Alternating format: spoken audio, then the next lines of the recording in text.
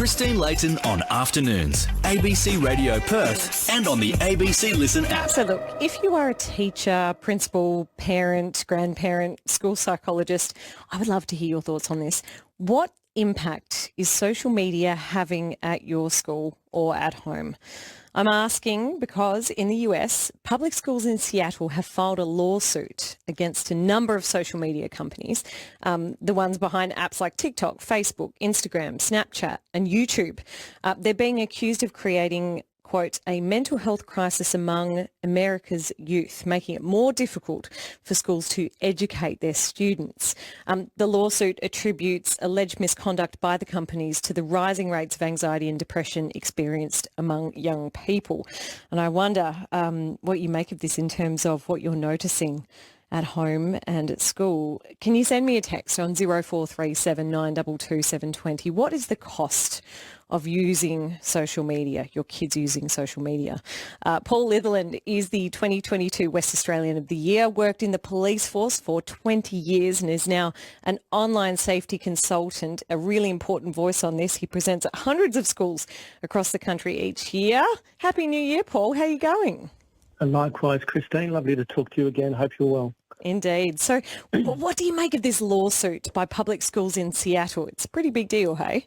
Yeah, it is. I think we're going to start seeing a fair bit more of this now over the coming months and years. I'm hoping almost like I suppose an extra knock on the damn wall. I'm hoping in regards to our response to social media in particular, and how I don't believe, and many of these parents will probably be the same, that we don't believe that they're taking the right steps in regards to protecting their users and those who are using their services. So, a good step forward, hopefully.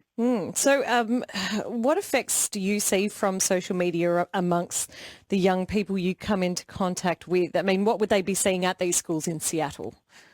Oh, wow. I mean, schooling in particular, I mean, I'd challenge any head of year or any pastoral care or student services head to go, all they're dealing with, Christine, is online issues, whether it's stuff at school, whether the kids are bringing things to school from issues at home.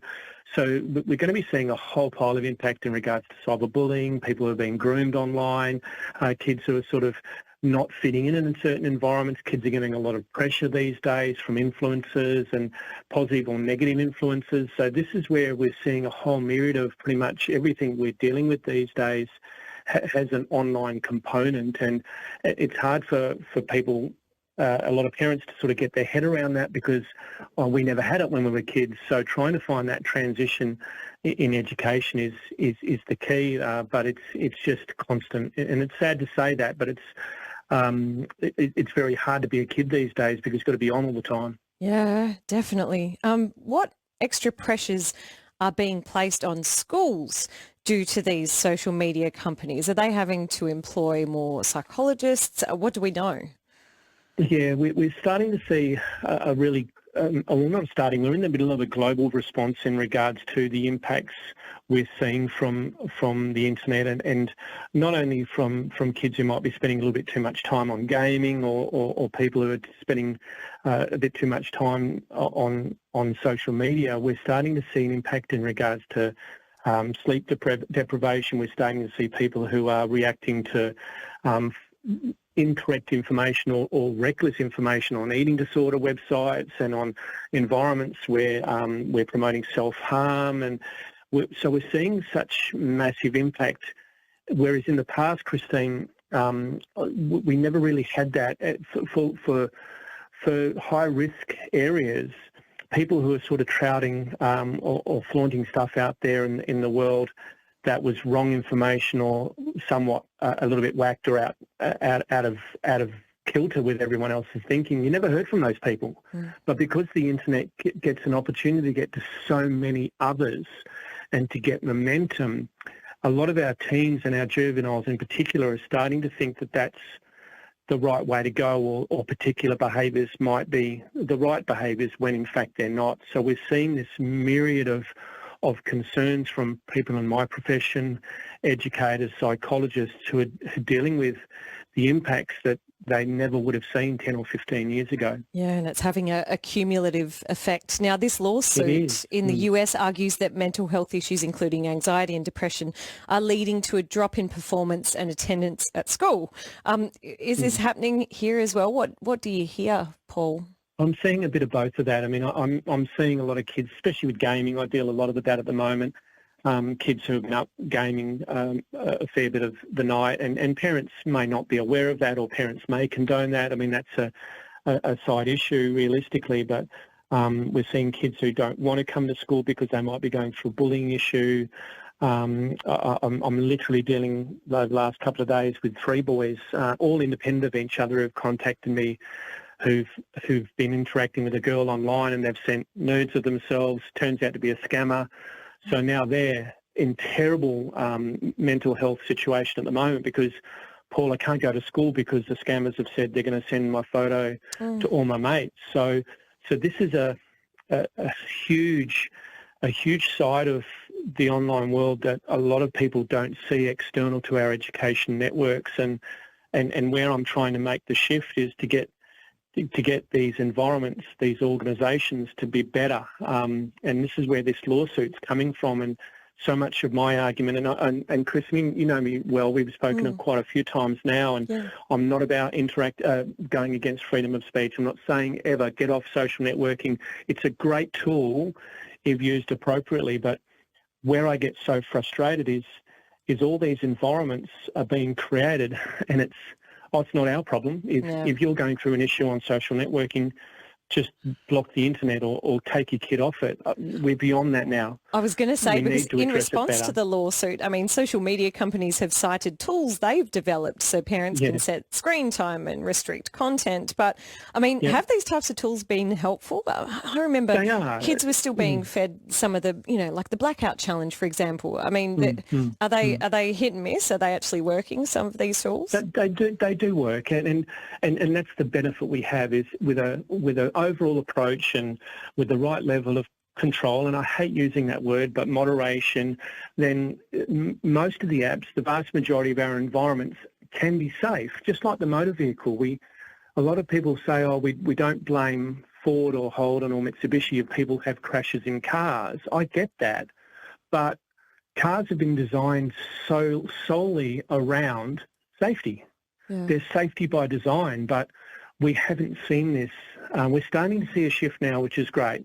We haven't seen this for so long in the online world, and parental controls are great. TikTok, Snapchat, Facebook have parental controls options or moderation options. That's great, but we can't just be handballing it to educators. We can't just be handballing it to parents and to our kids to fix that problem themselves. And I was saying to Hillary this morning, I mean, your studio was designed by an engineer. It was built by people with trades. If the place was to fall down, someone would be held accountable for that. But in the online world, we're not seeing that. And this is where myself and so many other educators around the country are fighting for that to occur. Yeah, I'm going to watch this case really closely. Now, I understand you're doing some professional development days for WA teachers next week. So, yeah, what will be your main message for them going into classrooms this year, Paul? So much of it has come, and this sounds so defeatist, Christine, but so much of it just comes back to conversations and to just getting into their world and understanding where our kids are coming from, just to continue to keep them at the coalface of online risk and what's relevant, and that's one of the greatest things I have. And I get great feedback from my parents and my educators, but when kids come up to me and say, Paul, this is happening, when they'll email me and say, Paul, this is what we're seeing, it makes my day because they've got that faith in trusting me to go, Paul, this is what we need to be focusing on. So keeping at the coalface of our kids' world is so important for all of us, and it's important to hear them and listen to them and really get to know what they're going through, and that's where a lot of that education hopefully continues to evolve, because these kids are going to be our leaders in the future, and again, it sounds corny, but they're the ones who are going to make the change. They're the ones who are going to finally go, you know what, we've had enough of you guys, meaning the networks, manipulating us and targeting us. We're going to rebel, and I'm hoping this is a good step forward in regards to this litigation. Yeah, and thank you for advocating for them as well, because they're all learning. Paul, thanks for coming on. We'll stay across this case and we'll speak to you again soon. All the very best to your listeners, and all the best to those in Kimberley as well, mate. My thoughts and heart goes out with all of them up there who are experiencing the flooding. So thanks again for the chance to chat. Definitely. Paul Litherland. So he is from Surf Safe Online. He's an online safety consultant. Last year's West Australian of the Year, worked as a police officer for a long time, 20-odd years. And he presents at schools and talks about this kind of thing on a day-to-day basis. So if you've just tuned in, we're talking about the case over in the US where public schools in Seattle have basically filed a lawsuit against a number of social media companies, those who are in charge of, let's say, Facebook, Instagram, Snapchat, YouTube and TikTok. Because basically schools have had to employ social media experts and psychologists, and it's come at a cost to them and at a psychological cost to the students.